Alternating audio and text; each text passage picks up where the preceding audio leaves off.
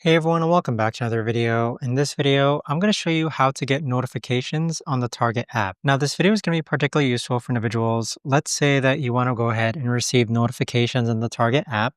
How do you actually go ahead about doing so? Now, this video is going to be short, sweet, and simple, guys. There's not going to be a lot of steps involved. Now, in order to do this, what you're first going to do is log on to the Target app. Next, click on the upper right hand corner where it says the gear icon. And then you want to go ahead and scroll down to where it says notifications underneath iOS settings. So click on notifications and then click on enable notifications. And it's going to redirect you to the settings of the iPhone.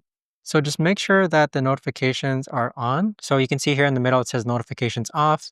We're going to go ahead and toggle this on for Target app, and there you have it. But that right there, guys, is the best and easiest way that I know of to actually go ahead and turn on notifications for the Target app. If you guys know of a better or easier way to actually do this, let me know in the comments down below.